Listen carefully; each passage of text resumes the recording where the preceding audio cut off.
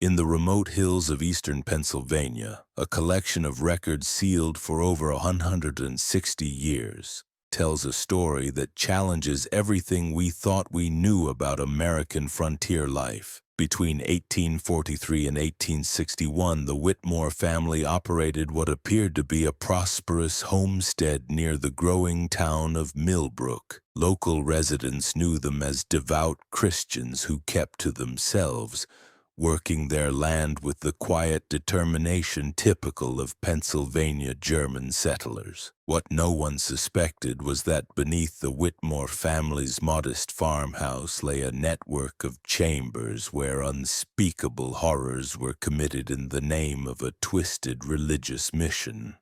The discovery of these underground rooms in 1862 would reveal one of the most disturbing cases of familial madness in American history, involving systematic murder, cannibalism, and religious delusion that claimed the lives of at least 43 people over nearly 2 decades. The story begins with Heinrich Whitmore, a German immigrant who arrived in Chester County, Pennsylvania in 1841 with his wife Bertha and their 4 children. Heinrich presented himself as a devout Lutheran seeking fertile land and religious freedom in the New World. Standing nearly 6 feet tall with piercing blue eyes and a meticulously groomed beard, he commanded respect from his neighbors through his apparent piety and strong work ethic. The Whitmore family purchased 120 acres of rolling farmland 5 miles outside Millbrook,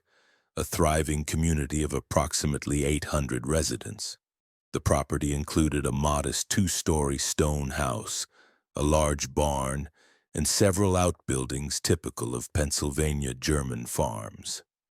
Heinrich's wife Bertha, a thin woman with sharp features and an unsettling habit of staring without blinking, managed the household while their children helped with farm work. The eldest son, Klaus, was 22 when the family arrived in America. Tall and lean like his father, Klaus possessed an intelligence that impressed the local schoolmaster and a quiet intensity that made some neighbors uncomfortable. The second son, Wilhelm, 19 years old, was known for his physical strength and his ability to work tirelessly in the fields without complaint. The daughters, Greta and Anna, aged 17 and 15 respectively, were considered attractive but strangely withdrawn, rarely speaking to anyone outside their immediate family. From the beginning, the Whitmores established themselves as model citizens.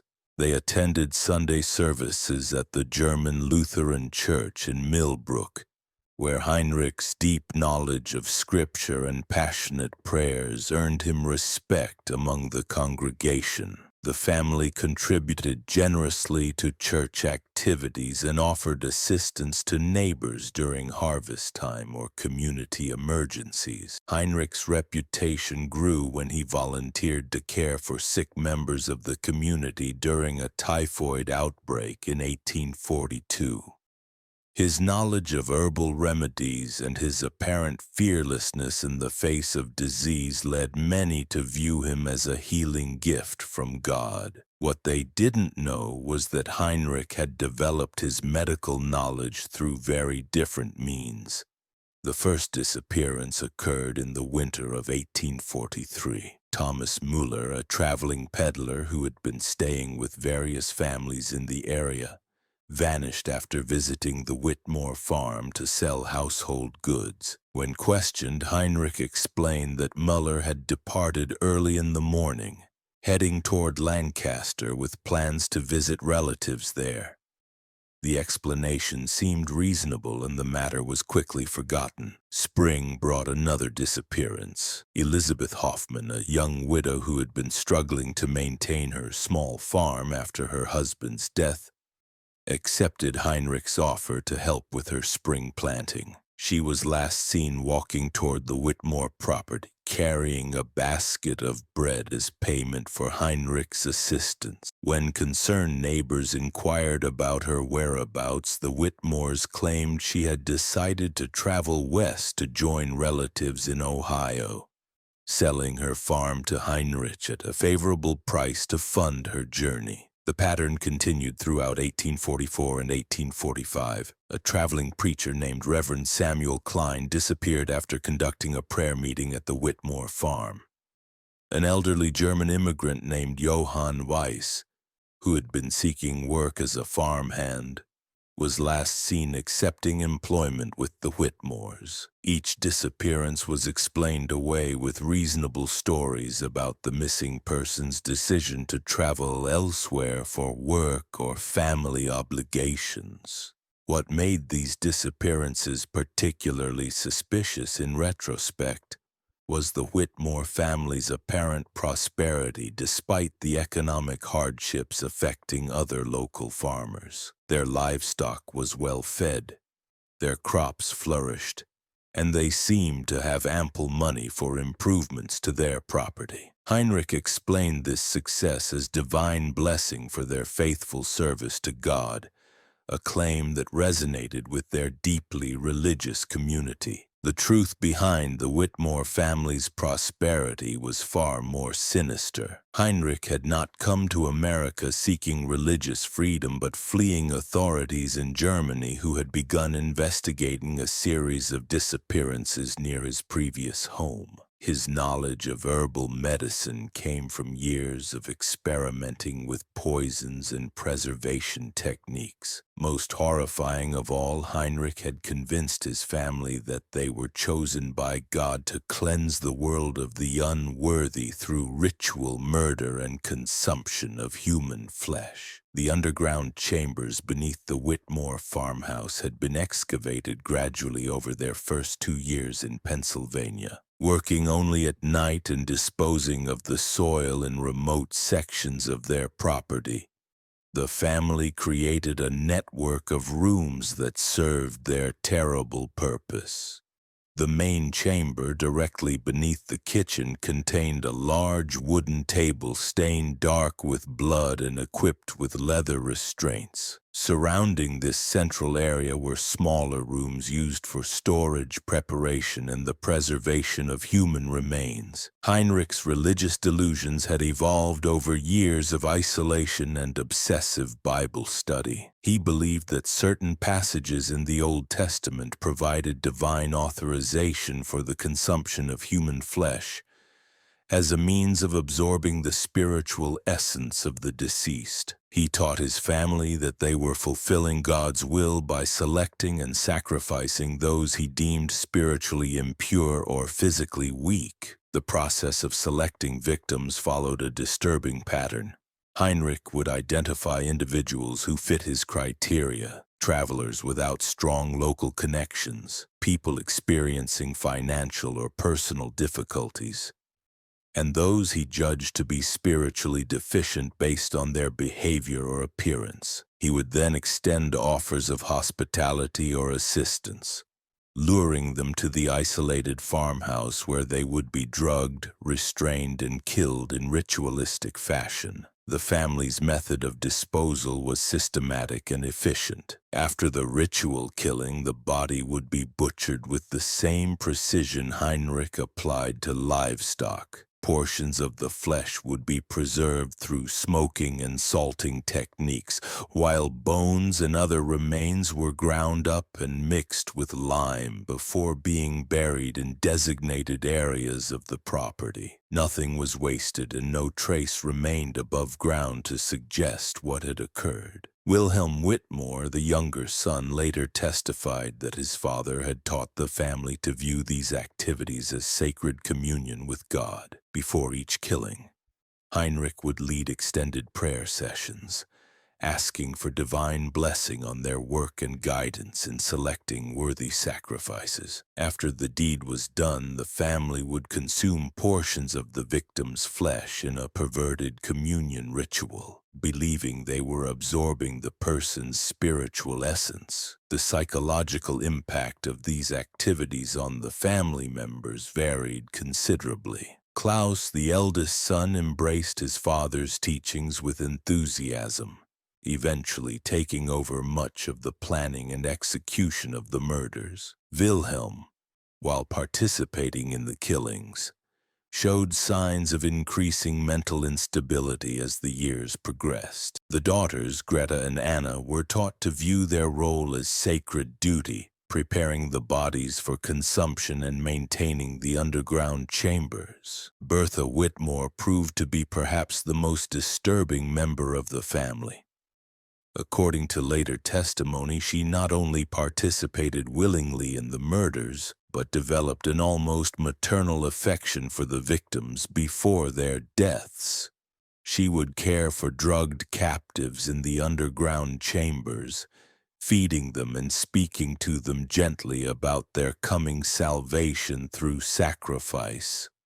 Her ability to maintain a facade of normal behavior while committing such atrocities suggests a level of psychological detachment that horrified even hardened investigators. The family's activities escalated significantly in 1847 when they began targeting entire families rather than individual victims. The Brennan family, Irish immigrants who had been struggling to establish a farm in the area, were invited to share Sunday dinner at the Whitmore house. Patrick Brennan, his wife Mary, and their 3 young children never returned home. Heinrich explained their absence by claiming they had decided to travel to Philadelphia to seek better opportunities in the city. The mass murder of the Brennan family marked a turning point in the Whitmore's operation. The logistics of disposing of 5 bodies simultaneously required changes to their underground facility and preservation methods. More significantly, the disappearance of an entire family generated more sustained community concern than previous individual cases had produced.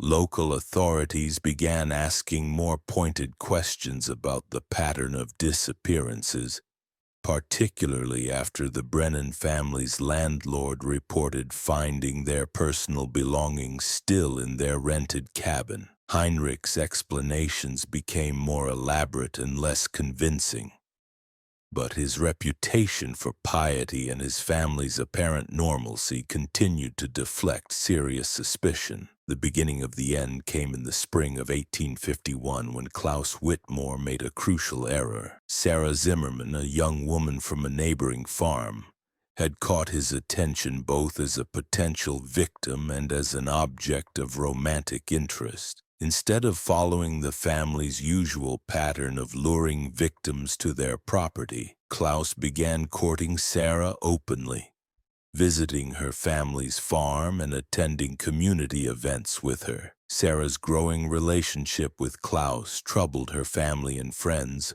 who found him intelligent but somehow unsettling.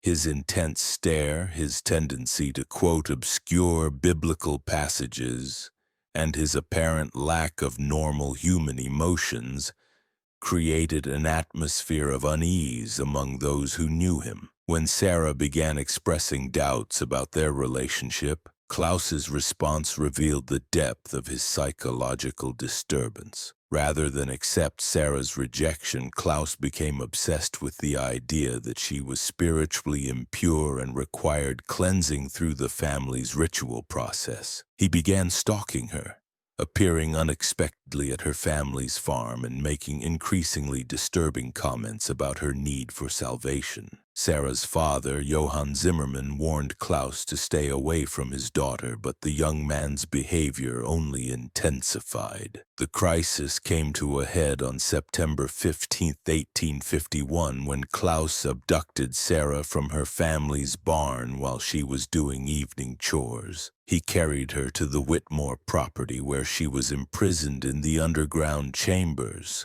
while Heinrich prepared for what he announced would be their most sacred ritual yet. Unlike previous victims, Sarah remained conscious and aware throughout her captivity, witnessing preparations for her murder and learning the terrible truth about the Whitmore family's activities. Sarah's disappearance immediately generated intensive search efforts. Johann Zimmerman organized dozens of neighbors to comb the countryside, while local authorities questioned everyone who had seen Sarah in the days before her disappearance. The search party visited the Whitmore farm on September 16th, but Heinrich's calm demeanor and offers of assistance convinced them that the family had nothing to hide. What the searchers didn't know was that Sarah remained alive in the underground chambers, bound and gagged but desperately trying to escape. Her struggles eventually loosened the restraints enough for her to free herself, and she began exploring the network of rooms beneath the farmhouse. What she discovered there would provide the evidence needed to expose the Whitmore family's crimes. The underground chambers contained the partially preserved remains of at least 20 victims, carefully stored in various stages of preparation. Sarah found clothing, personal effects, and other items that she recognized as belonging to people who had disappeared over the years. Most horrifying of all, she discovered Heinrich's journal, which documented each murder in meticulous detail, including his religious justifications and the family's methods of disposal. Sarah's escape occurred on the night of September 18th, when the family was attending a community harvest festival to maintain their appearance of normalcy. She managed to climb out of the chambers through a concealed entrance in the barn and fled across the fields toward the Zimmerman farm. Her father immediately gathered armed neighbors and rode to the Whitmore property to confront the family. The confrontation that followed was brief, but violent. Heinrich, realizing that exposure was inevitable, attempted to kill Johann Zimmerman with a butcher knife, but was overpowered by the other men. Klaus fought desperately, injuring 2 neighbors before being subdued. Wilhelm and the women offered no resistance, appearing almost relieved that their terrible secret had finally been discovered. The investigation of the Whitmore property revealed the full scope of the family's crimes. The underground chambers contained evidence of at least 43 murders committed over nearly 2 decades.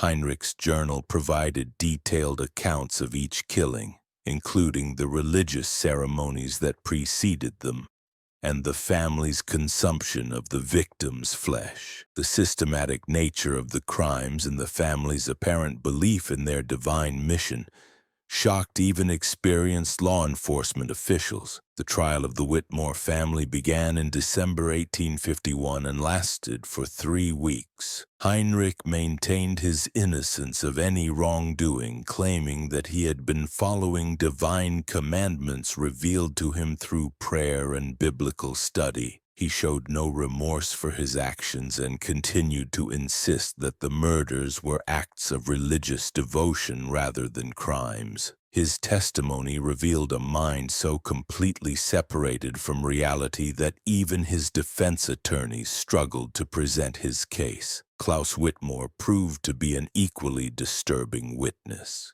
He described the murders in clinical detail, explaining the family's methods and justifications with the same matter-of-fact tone he might have used to discuss farming techniques.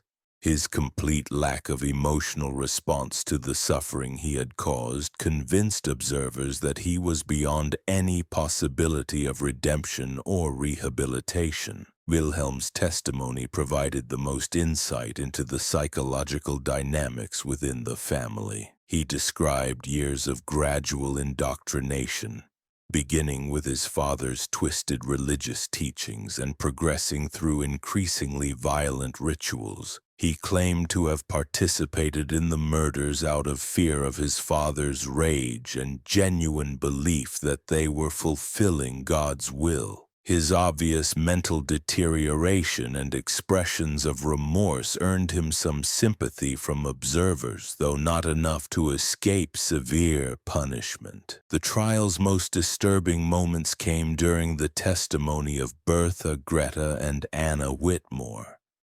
All three women described the murders as acts of mercy, claiming that they had helped their victims achieve spiritual purification through death. Their complete lack of understanding regarding the horror of their actions suggested that Heinrich's religious delusions had been so thoroughly internalized that they had lost all capacity for normal moral judgment. The jury deliberated for less than 2 hours before returning guilty verdicts for all family members. Heinrich and Klaus were sentenced to death by hanging, while Wilhelm received life imprisonment due to his apparent mental illness and expressions of remorse. The three women were also sentenced to life imprisonment, though legal precedent suggested they would likely serve reduced sentences due to their gender and their apparent domination by the male family members.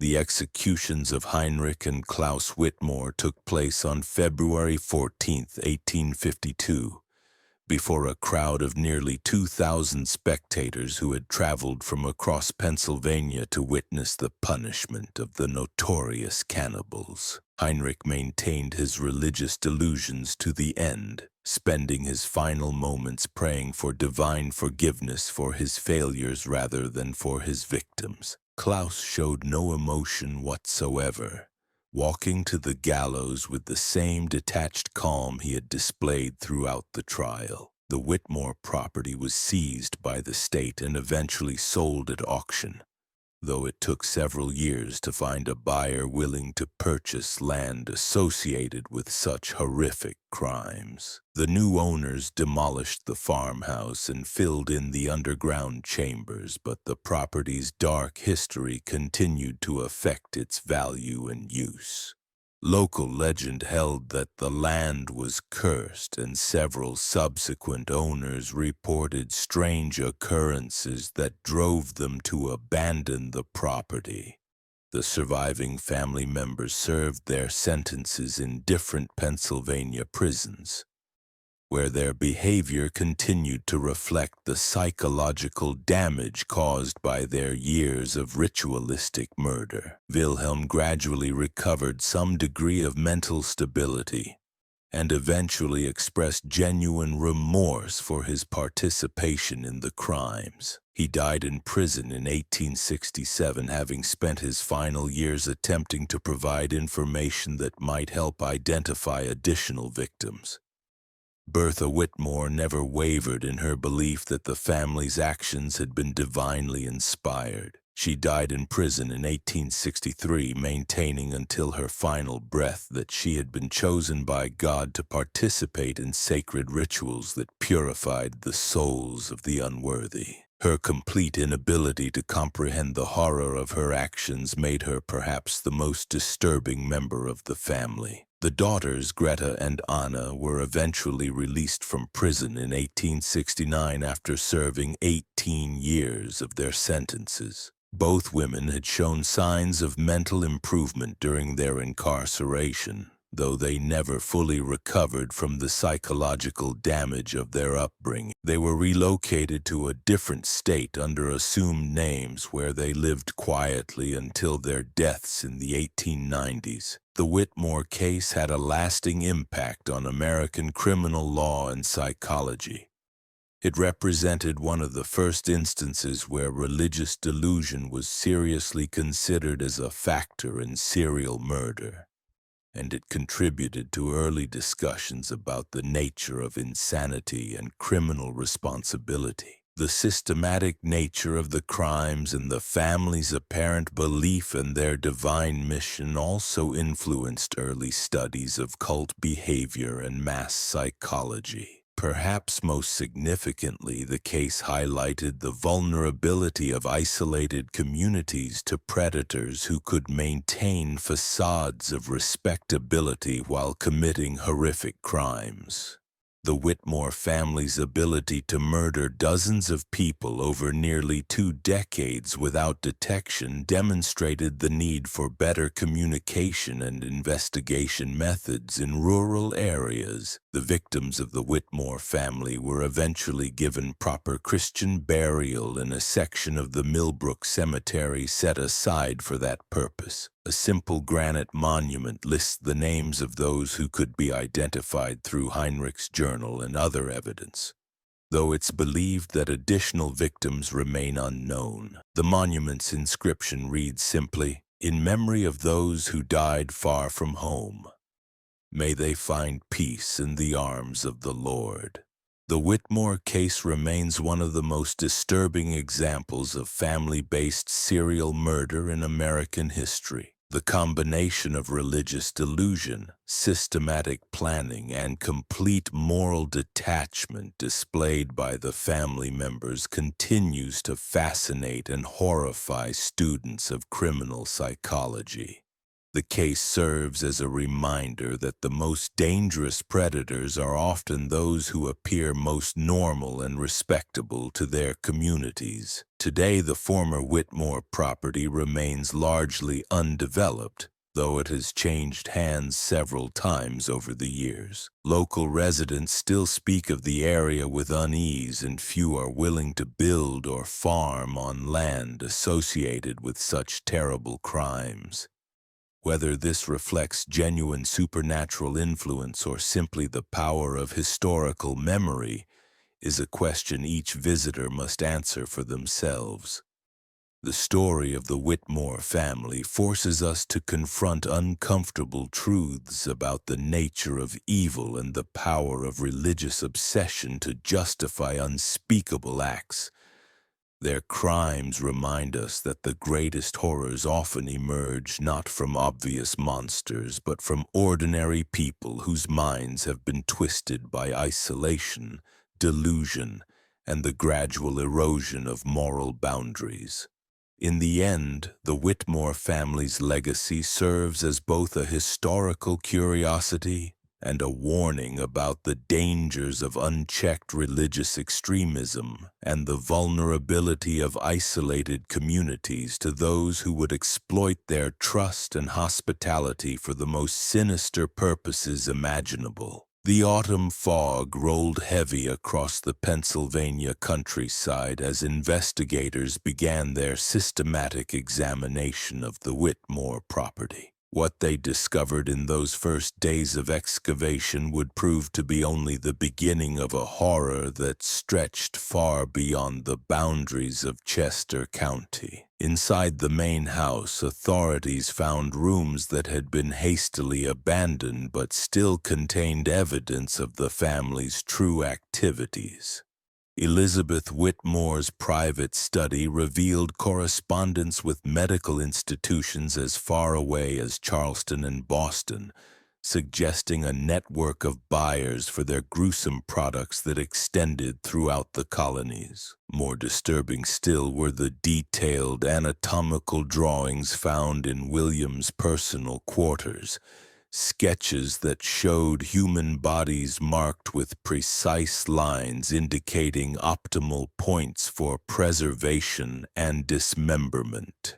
The cellar beneath the workshop yielded the most horrifying discoveries. Beyond the processing chambers and storage areas already documented, investigators uncovered a hidden room that appeared to serve as a laboratory. Glass vessels contained various chemical solutions, their purposes becoming clear as the examination continued. William Whitmore had been experimenting with preservation techniques that would allow human tissue to maintain its appearance and texture for extended periods, creating relics that could pass the closest inspection. Sister Margaret's journal, discovered sewn into the lining of a traveling trunk, provided additional insight into the family's methods.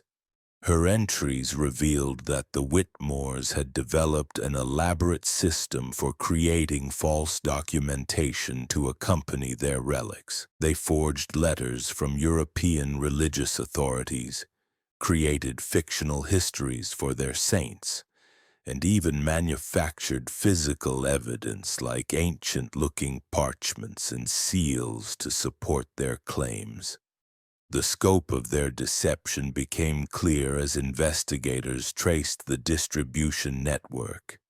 Churches throughout Pennsylvania, New Jersey, Maryland, and Virginia had received Whitmore relics, each accompanied by carefully crafted stories of their origins. The family had even created a fictional monastery in the Italian Alps, complete with forged correspondence from abbots and bishops, to explain how these ancient relics had made their way to America. What made the Whitmore operation particularly insidious was their understanding of human psychology. They knew that church leaders desperately wanted to believe in the power of these sacred objects, especially in the competitive religious environment of colonial America. By providing exactly what their customers needed, not just physical relics but also compelling narratives and documentation, they created a perfect storm of deception. The investigation revealed that the family had been particularly skilled at exploiting the religious tensions of their time. Protestant churches, feeling inferior to the Catholic Church's ancient traditions and sacred relics, were eager to acquire their own powerful objects. The Whitmores positioned themselves as the solution to this spiritual inadequacy, offering Protestant congregations access to the same divine power that Catholics claimed through their saints. As autumn turned to winter, the true extent of the Whitmore crimes became apparent. The preserved record showed that they had processed at least 97 individuals over their decades of operation, with victims ranging from devout elderly women to children as young as 6 years old. Each had been selected according to Elizabeth's twisted criteria, chosen for their perceived spiritual purity and the power their remains might possess. The family's business model had evolved over time, becoming increasingly sophisticated as they learned from experience. Early victims had been processed crudely, their remains often showing signs of the amateur techniques used to preserve them. Later victims revealed the results of years of refinement, with preservation methods that created relics virtually indistinguishable from genuine ancient artifacts. Perhaps most disturbing was the discovery of what appeared to be a breeding program. Documents found in Nathaniel's personal effects suggested that the family had been tracking certain bloodlines, believing that descendants of particularly holy individuals would produce more powerful relics. They had maintained detailed genealogical records of families throughout the region, noting births, marriages, and deaths with the cold calculation of livestock breeders. The psychological impact on the investigators was severe. Several men involved in the excavation suffered what we would now recognize as severe trauma, unable to continue their normal lives after witnessing such systematic evil. Father Ryan, whose persistence had first brought the horror to light, struggled with his faith for years afterward, questioning how God could allow such desecration of human beings created in His image.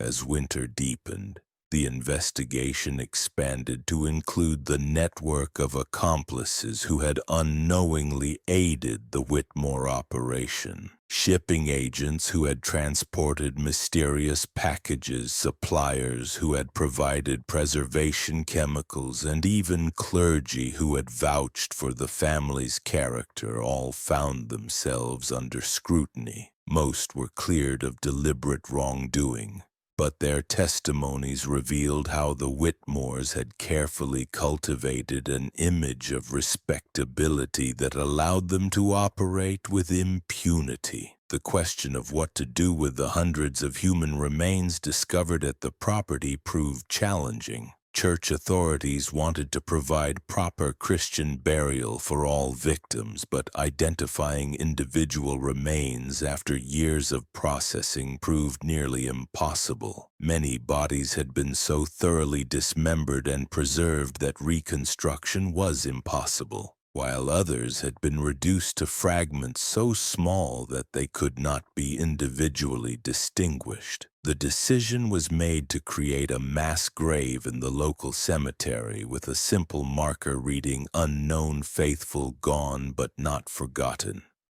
The burial service, conducted by ministers from multiple denominations, was one of the largest funeral gatherings in Pennsylvania history. Yet even this gesture of respect was complicated by the knowledge that portions of many victims remained missing, distributed to churches throughout the colonies where they continued to be venerated as holy relics. As spring arrived in 1789, the investigation officially concluded with the sealing of all records. The decision to suppress the truth was not made lightly, but authorities feared that public knowledge of the full extent of the deception would cause a crisis of faith that could destabilize the already fragile religious landscape of the new nation. Churches that had innocently purchased Whitmore relics were quietly informed of their true nature, but the general public remained ignorant of the horror that had unfolded in their midst. The Whitmore property was eventually purchased by the state and divided among families who knew nothing of its history. The new owners found the land strangely difficult to cultivate, with crops failing in areas where the workshop had stood and livestock refusing to graze on certain sections of the property. Local legend eventually developed around these anomalies, though the true explanation remained hidden in sealed government files. In the decades that followed, occasional attempts were made to investigate the Whitmore case more thoroughly. Historians and genealogists, working with limited information, tried to piece together the full scope of the family's crimes. Their efforts were consistently hampered by the destruction of records and the reluctance of institutions to acknowledge their connections to the case. Most research ended in frustration, with investigators finding tantalizing clues but never enough evidence to reconstruct the complete truth.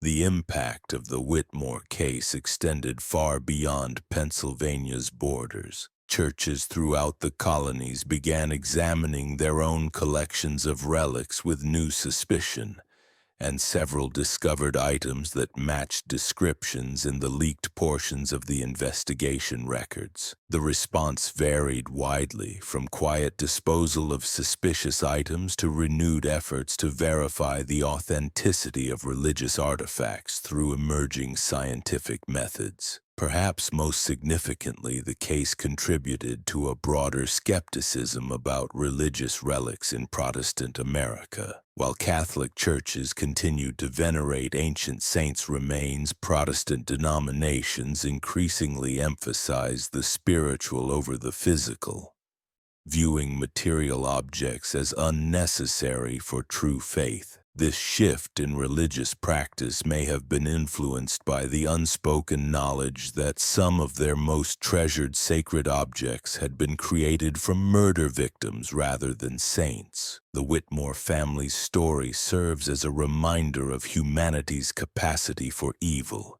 even when disguised as religious devotion. Their systematic exploitation of faith, their clinical approach to murder, and their decades of successful deception reveal the dark possibilities that emerge when moral boundaries are abandoned in pursuit of profit and power. The fact that their crimes remained hidden for so long demonstrates how institutions can prioritize reputation over truth, allowing evil to flourish in the shadows of respectability.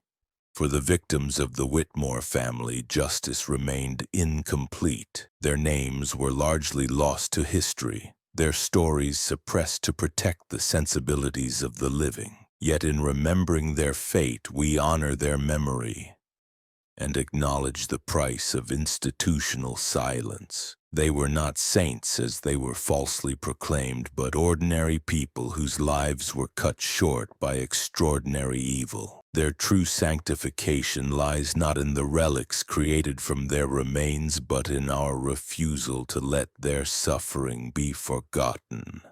The autumn fog that still rolls across the Pennsylvania countryside seems to carry with it the weight of this hidden history, a reminder that some truths are too terrible to acknowledge but too important to forget.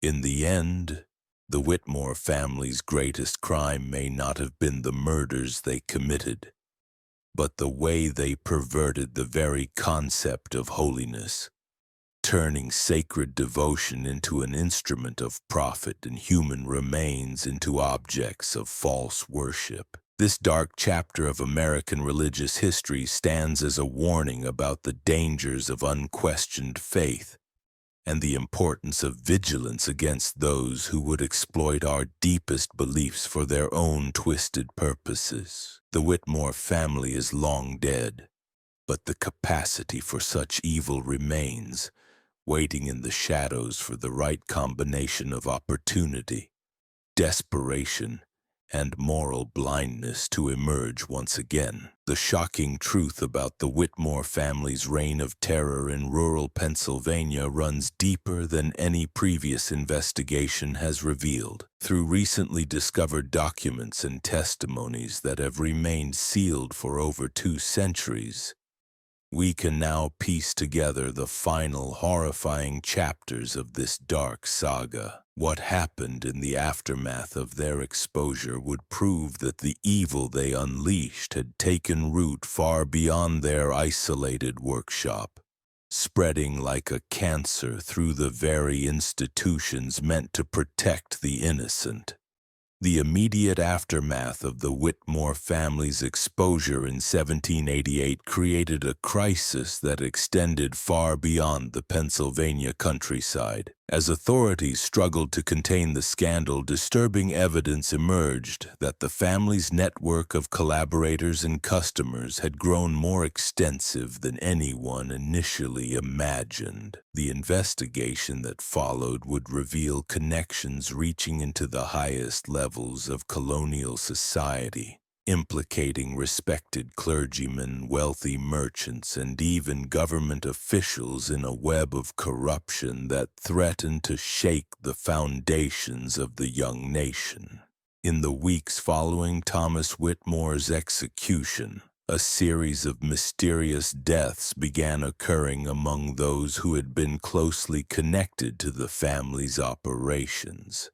Dr. Samuel Hartwell, the physician who had provided medical expertise for the family's preservation techniques, was found dead in his Philadelphia office under circumstances that authorities deemed suspicious. His body showed signs of poisoning, and his medical notes had been systematically destroyed. 2 days later, Reverend Jonathan Mills, who had served as an intermediary between the Whitmores and several church customers, died in what appeared to be a riding accident. However, witnesses reported seeing unknown men following him shortly before his death.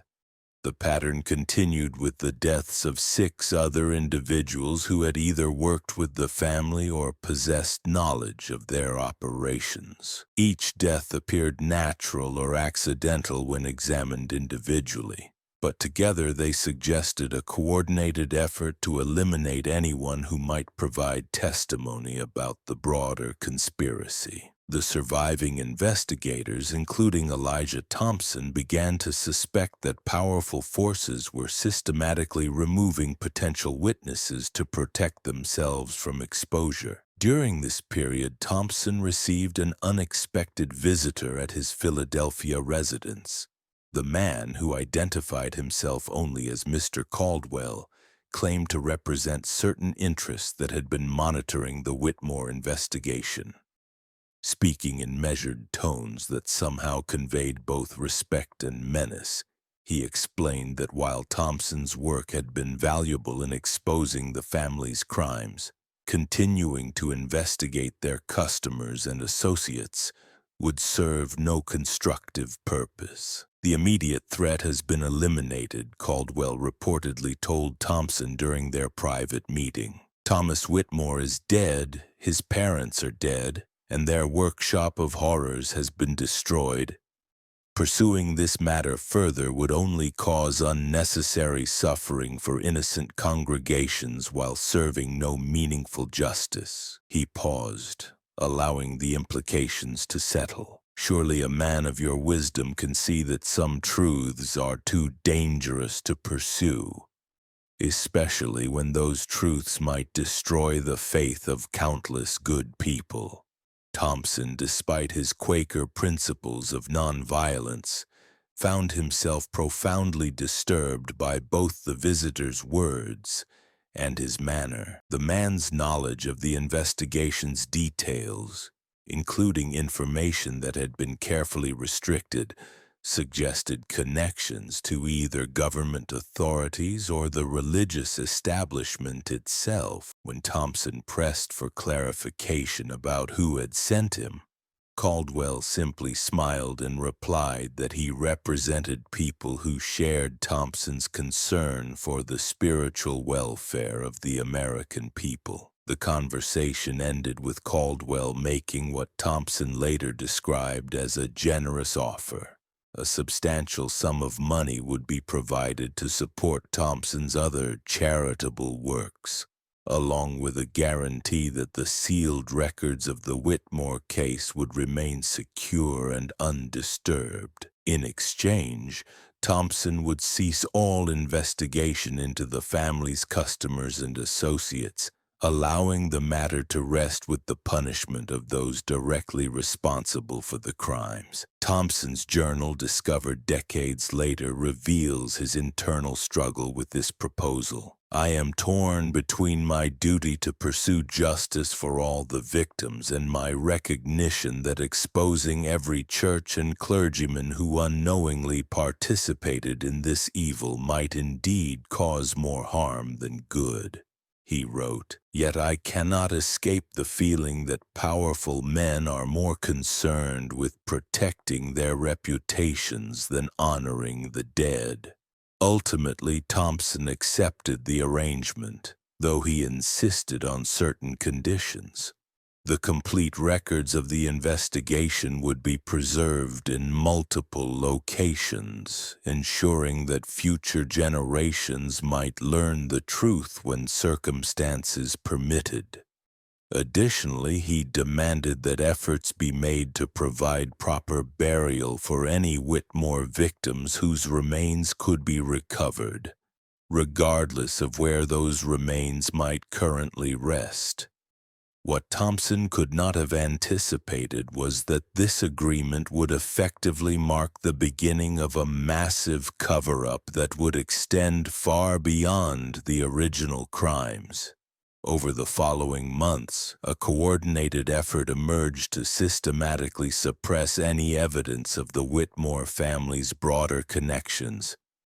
Church records were altered or destroyed, financial documents disappeared, and individuals who had served as intermediaries in the relic trade either died under suspicious circumstances or relocated to distant territories. The most disturbing aspect of this suppression was the revelation that some of the most respected religious leaders in the colonies had not been innocent victims of the Whitmore deception. Evidence discovered in Elizabeth Whitmore's hidden papers suggested that at least 12 prominent clergymen had known or strongly suspected the true nature of the relics they were purchasing. Rather than being deceived by elaborate forgeries, these men had willingly participated in what they knew to be a fraudulent enterprise. One particularly damning document was a letter from Reverend Dr. William Sterling, a prominent Presbyterian minister in New York, written to Nathaniel Whitmore in 1784. In it, Sterling explicitly acknowledged his understanding of the relic's true nature while requesting specific types of remains for his congregation. The bone fragments you provided last year have produced precisely the spiritual effects we discussed, Sterling wrote. I would be interested in acquiring similar materials from younger subjects, as these seem to inspire more profound devotional responses from our female parishioners. The letter continued with a chilling rationalization for his participation. I have come to believe that God works through mysterious means to provide what his people need for their spiritual growth. If these poor souls were destined to die regardless of our intervention, surely it is better that their earthly remains serve to strengthen the faith of the living rather than merely decay in unmarked graves. This document, along with similar correspondence from other religious leaders, revealed a level of complicity that went far beyond passive acceptance of fraudulent relics. These men had actively participated in creating demand for human remains, knowing full well that their requests would lead to more deaths. They had transformed their congregations into unwitting participants in a system of ritualized murder disguised as religious devotion. The implications of this discovery were staggering.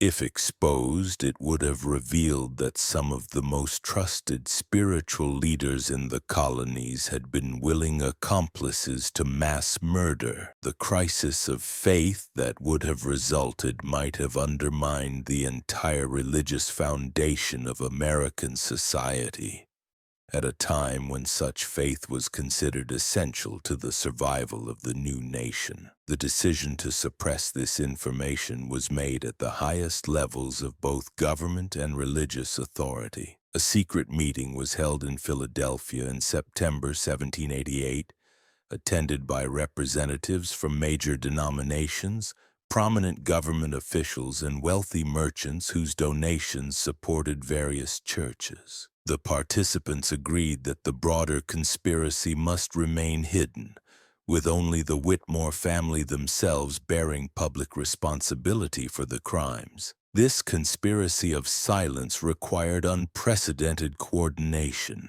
Church records were systematically altered to remove any reference to Whitmore relics or the miracles attributed to them. Financial documents showing payments to the family were destroyed or modified. Most significantly, a new narrative was created that portrayed the Whitmores as isolated criminals who had deceived innocent religious leaders through elaborate forgeries and false documentation.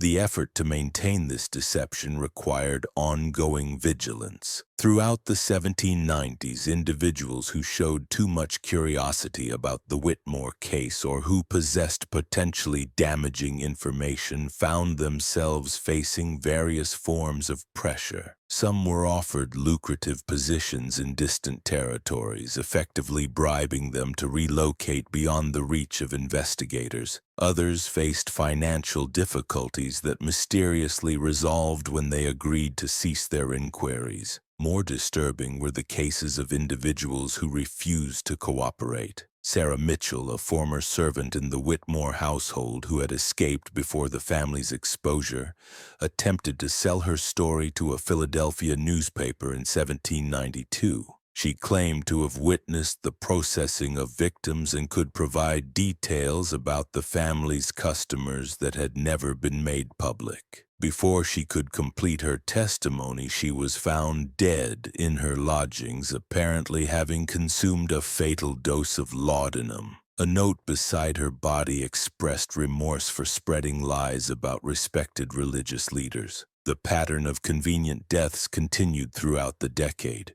Dr. James Harrison, who had performed autopsies on several Whitmore victims and possessed evidence that contradicted the official narrative, died in a house fire that consumed only his study and the medical records stored there. Rebecca Foster, the widow of Daniel Foster, the apprentice who had originally provided testimony against the family, disappeared entirely after attempting to publish her late husband's journal detailing the family's operations. By 1800, virtually everyone who possessed first-hand knowledge of the Whitmore family's broader connections had either died, disappeared, or been effectively silenced. The official version of events had become so thoroughly established that even questioning it was considered a sign of mental instability or anti-religious sentiment. The most successful aspect of the cover-up was the creation of an alternative explanation for the family's crimes. Rather than acknowledging the existence of willing collaborators among the religious establishment, the official narrative portrayed the Whitmores as master manipulators who had deceived innocent clergymen through sophisticated forgeries and false documentation. This version satisfied the public's need for justice while protecting the reputation of religious institutions. The fabricated evidence supporting this narrative was remarkably thorough. Forged letters were created showing Nathaniel Whitmore claiming to represent European antiquities dealers.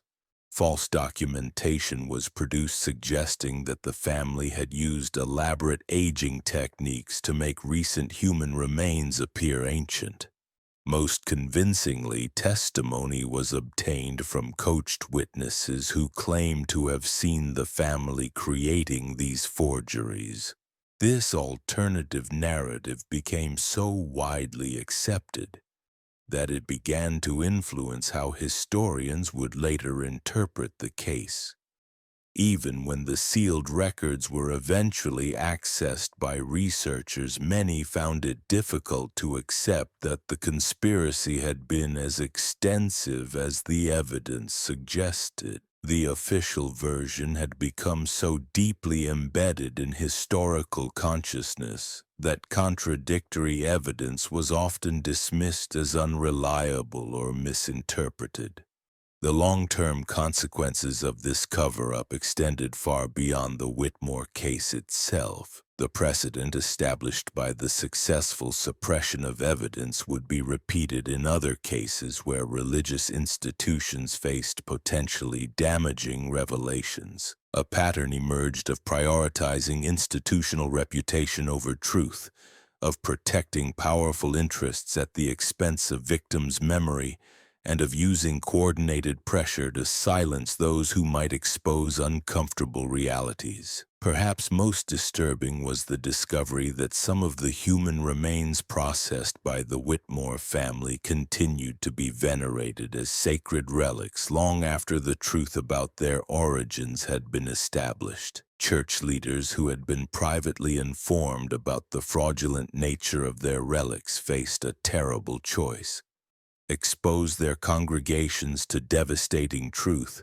or continue to perpetuate a deception that provided comfort and meaning to their followers. The evidence suggests that many chose the latter option. Rather than removing the remains for proper burial, they continued to present them as authentic relics while privately knowing their true origins. This decision was rationalized through various theological arguments. Some claimed that the victims had been sanctified through their suffering, making their remains genuinely holy despite their horrific origins. Others argued that the faith of the believers rather than the authenticity of the relics was what mattered for spiritual purposes. This rationalization allowed the continuation of practices that would have been considered abhorrent if their true nature had been understood. Congregations continued to pray before the remains of murder victims, believing they were venerating ancient saints. The irony was profound. In their search for authentic spiritual experience, these faithful believers were unknowingly participating in a system that had required the systematic murder of innocent people. The psychological impact on the few individuals who knew the truth was devastating. Several clergymen who had been informed about their relics' origins suffered what contemporary accounts described as nervous breakdowns. Reverend Thomas Whitfield, who had been told that his church's most venerated relic was actually the preserved heart of a murdered child, began drinking heavily and died within 2 years of learning the truth. His final sermon, delivered in an obviously intoxicated state, contained rambling references to innocents defiled and sacred vessels corrupted. Though the congregation dismissed these as the ravings of a man destroyed by alcohol, the network of complicit religious leaders faced an ongoing challenge in maintaining their secret. Regular meetings were held to coordinate their responses to any inquiries about the Whitmore case and to ensure that their stories remained consistent. These gatherings, held under the guise of routine denominational conferences, served to reinforce the conspiracy of silence, while providing mutual support for men struggling with the psychological burden of their knowledge. The most chilling aspect of these meetings was their evolution over time. What had begun as damage control sessions gradually transformed into something more sinister. As the original participants died or retired, their replacements were gradually inducted into the conspiracy, but often with less complete information about its origins. This created a system where younger clergymen knew they were participating in some form of deception, but were not fully aware of the murders that had made it necessary. By the 1820s, a new generation of religious leaders had inherited the Whitmore conspiracy without fully understanding its implications. They knew that certain relics in their possession required careful handling and that specific stories about their origins must be maintained. But many had been told that this was simply to protect the privacy of donors or to avoid denominational conflicts. The true horror of the situation had been so thoroughly obscured that some participants genuinely believed they were protecting legitimate religious interests rather than covering up mass murder. This gradual dilution of knowledge had dangerous consequences. Without understanding the full context of their actions, some of these newer participants began to push for changes that threatened to expose the original crimes. In 1834, Reverend Michael Crawford, a young Episcopal priest who had inherited responsibility for maintaining the deception at his Philadelphia church, proposed creating a public display of their sacred relics to attract more visitors and donations. His superior's violent reaction to this suggestion shocked him, but he was given only vague explanations about the need for discretion. Crawford's persistence in questioning these restrictions led to his sudden transfer to a remote mission in the Oregon Territory, effectively removing him from the situation before he could learn too much. However, his inquiries had raised concerns among the conspiracy's leadership that their secret was becoming increasingly difficult to maintain as time passed and memories faded. The most significant threat to the cover-up came from an unexpected source: the Roman Catholic Church. As Catholic immigration increased in the 1840s and 1850s, Catholic priests began noticing the unusual number of miracle-working relics in Protestant churches. Their training in authenticating genuine religious artifacts made them suspicious of items that appeared to be of recent origin despite claims of ancient provenance. Father Giuseppe Morelli, an Italian priest assigned to a Philadelphia parish, began systematically investigating Protestant relics in the area as part of what he claimed was an academic study of American religious practices. His real purpose was to expose what he suspected were fraudulent items being used to compete with authentic Catholic relics. His investigation was remarkably thorough, utilizing knowledge of historical preservation techniques and theological scholarship that Protestant ministers lacked. In 1847, Father Morelli published a scholarly paper in a Catholic journal questioning the authenticity of several Protestant relics in the Philadelphia area. While he did not explicitly accuse anyone of fraud, his technical analysis strongly suggested that these items were of recent origin and had been processed using techniques unknown in ancient times. The paper created considerable controversy, with Protestant leaders denouncing it as Catholic propaganda, while privately panicking about its implications. The conspiracy's response to Father Morelli's investigation was swift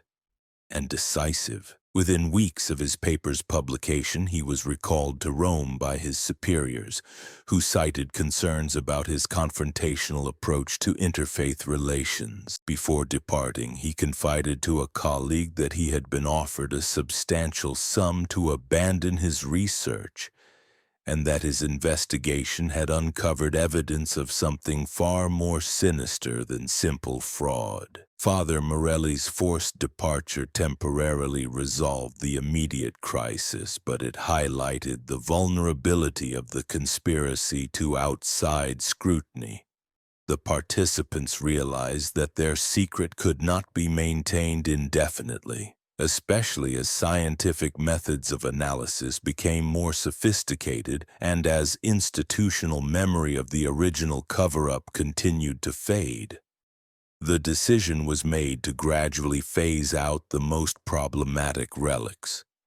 Throughout the 1850s, many of the human remains processed by the Whitmore family were quietly removed from public display. Some were given proper burial in unmarked graves, while others were relocated to private collections where they would be less likely to attract attention. The process was carefully managed to avoid raising suspicions about why these previously venerated items were suddenly being retired. However, not all participants were willing to surrender their relics. Some churches had built their entire identity around the miraculous powers of their sacred objects. Removing these items would have required explanations that might have exposed the truth, so alternative solutions were sought. In several cases, the human remains were replaced with conventional religious artifacts, while stories were spread about the originals having been damaged or lost in accidents.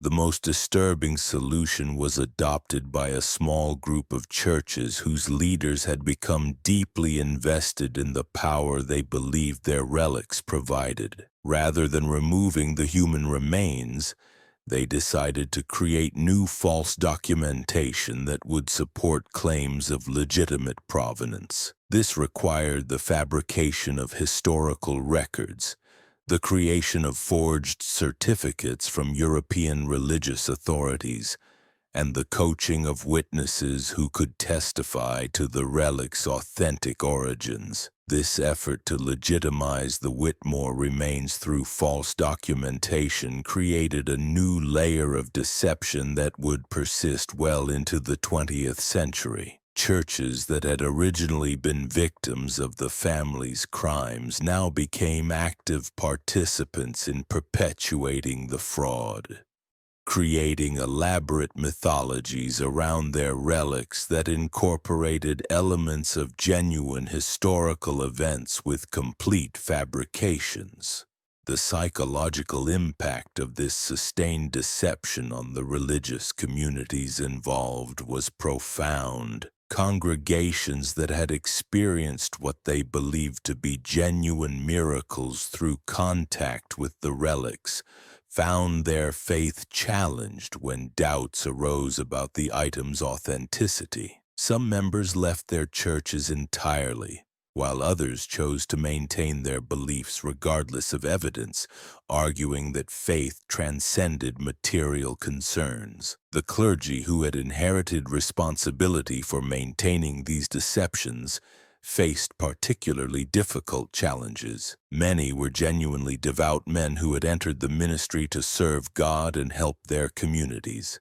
Finding themselves responsible for perpetuating lies about murdered victims created spiritual crises that some never resolved. Alcohol abuse, depression, and suicide rates among this group were notably higher than among their peers, though the connection was never publicly acknowledged. The most tragic consequence was the impact on the families of the Whitmore victims. Those few relatives who had learned the truth about their loved ones' fates found themselves in an impossible situation. They could not publicly honor their dead without exposing the conspiracy, but remaining silent felt like a betrayal of their memory. Several family members attempted to create private memorials or to preserve their relatives' stories for future generations, but most of these efforts were discouraged or actively suppressed. Sarah Collins, a niece of Mary Collins, the Whitmore's first victim, spent decades attempting to learn the truth about her aunt's disappearance. When she finally discovered that Mary's remains had been distributed among several churches as sacred relics, she was devastated. Her attempts to reclaim her aunt's remains for proper burial were met with legal obstacles and social pressure that eventually forced her to abandon her efforts. The institutional response to such requests was typically to deny any knowledge of the specific individuals involved while offering vague expressions of sympathy. Church leaders would claim that their relics had been properly obtained through legitimate channels, and that any suggestion otherwise was either mistaken or malicious. This gaslighting of victims' families added another layer of cruelty to the original crimes. As the 19th century progressed, the Whitmore conspiracy evolved into a self-perpetuating system of institutional protection. New generations of religious leaders inherited not just the physical artifacts of the family's crimes, but also the responsibility for maintaining the deceptions that protected their institutions. The original moral justifications for the cover-up had long since been forgotten, replaced by simple institutional inertia and the fear of scandal. The most disturbing aspect of this evolution was how completely the conspiracy had been normalized within certain religious circles. What had begun as an emergency response to unprecedented crimes had become an accepted part of how these institutions operated. The techniques developed to suppress the Whitmore evidence were later applied to other potentially damaging revelations, creating a culture of secrecy and deception that would have lasting consequences for American religious life. The Civil War provided an opportunity for some participants to escape the conspiracy's constraints. Several clergymen used the conflict as an excuse to relocate to different regions, abandoning their responsibilities for maintaining the deception. Others destroyed their relics during the chaos of the war, claiming they had been lost to enemy action or accidental fire. These departures created gaps in the conspiracy's coverage that might have led to exposure if not for the broader disruption of the war years. However, the war also created new challenges. The massive casualties and social upheaval led to increased interest in spiritual experiences and religious artifacts. Some of the remaining Whitmore relics experienced renewed attention from believers seeking comfort and meaning in the face of unprecedented loss. This increased scrutiny made it more difficult to maintain the deceptions, especially as more sophisticated methods of investigation became available. The post-war period saw the final phase of the active conspiracy. By the 1870s, most of the original participants had died, and their successors were increasingly unwilling to maintain the elaborate deceptions required to protect the secret. The risk of exposure had grown while the perceived benefits of concealment had diminished. The decision was made to allow the conspiracy to fade through gradual abandonment, rather than active dissolution. This process involved the systematic removal of the most problematic evidence. Remaining human remains were quietly disposed of through burial in unmarked graves or transfer to private collections where they would be less likely to attract attention. Documentation that might have exposed the truth was destroyed or sealed in archives with instructions that it not be opened for decades. The few surviving participants were encouraged to take their knowledge to their graves. The final chapter of the Whitmore conspiracy was written not by its participants but by historians who gradually uncovered evidence of its existence. The sealed records that had been preserved by various institutions slowly became available to researchers, though often with crucial details redacted or removed. The complete truth about the family's crimes and the subsequent cover-up would not be fully revealed until the late 20th century. What emerges from this long-hidden history is a pattern of institutional self-protection that sacrifice truth and justice for the sake of reputation and stability. The religious leaders who participated in the cover-up believed they were protecting their congregations from devastating revelations, but they were actually perpetuating a system that honored murderers while forgetting victims. The conspiracy's success demonstrated how powerful institutions could manipulate public perception and suppress uncomfortable truths when they acted in coordination. The most chilling aspect of this historical cover-up was how it created precedents that would be repeated in future scandals. The techniques developed to suppress evidence of the Whitmore crimes, the systematic destruction of documents, the silencing of witnesses, the creation of alternative narratives,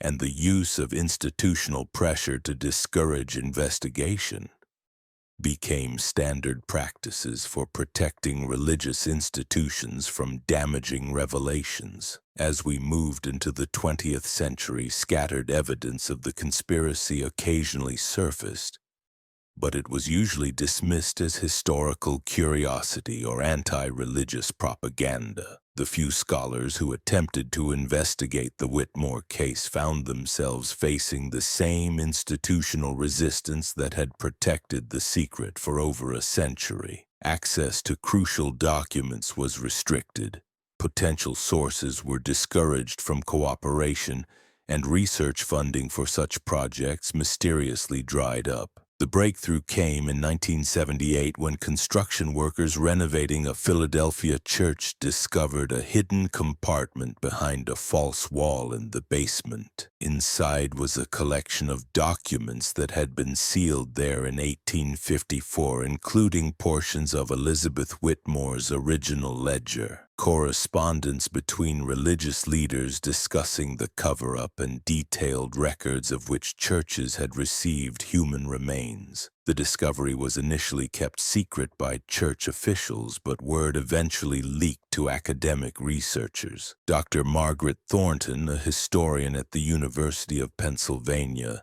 was the first scholar to gain access to these documents. Her initial research confirmed many of the rumors that had circulated for decades about the Whitmore case, but it also revealed that the true scope of the conspiracy had been far greater than anyone had imagined. The documents showed that the cover-up had involved not just religious leaders but also government officials, wealthy donors, and even some of the era's most prominent families. Dr. Thornton's research revealed that the Whitmore family had been operating as part of a broader network of criminals who specialized in providing fraudulent religious artifacts to American churches.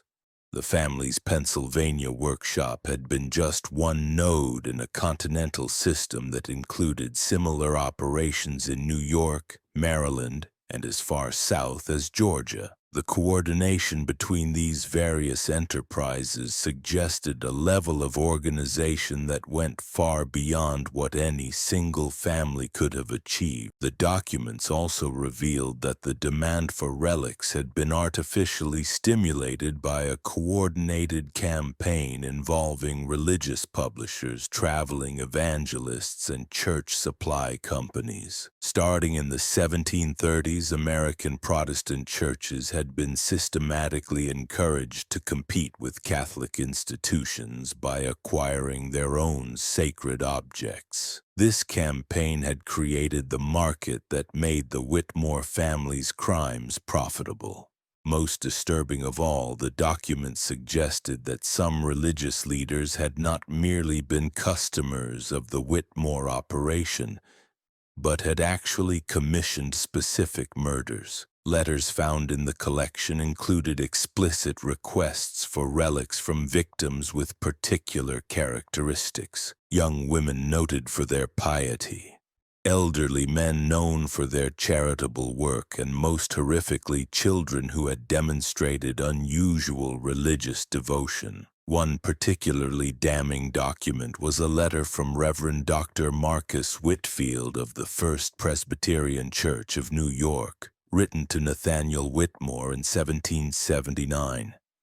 In it, Whitfield described a young orphan girl in his congregation who had been claiming to receive visions from angels. "The child's reputation for holiness is extraordinary," Whitfield wrote. "Her transformation into a sacred vessel would provide our congregation with a relic of unparalleled power. I am prepared to offer $500 for the completion of this work, along with an additional $200 for documentation that would support a claim of martyrdom." The letter continued with specific instructions about how the child's death should be arranged to create the most compelling narrative for future believers. A lingering illness that allows for final prayers and spiritual testimony would be preferable to sudden death, Whitfield advised. The congregation should witness her devotion in her final moments, as this will enhance their faith in the relic's power. This correspondence proved that the Whitmore family's crimes were not simply opportunistic murders disguised as religious work, but rather a systematic business of assassination carried out at the specific request of religious leaders. The victims had been selected not randomly, but because their deaths would serve particular theological and financial purposes. Dr. Thornton's discovery of these documents created a crisis within the academic community. The evidence was so damning and the implications so far-reaching that many historians questioned whether it should be made public. The revelation that some of America's most respected religious institutions had been founded on systematic murder threatened to undermine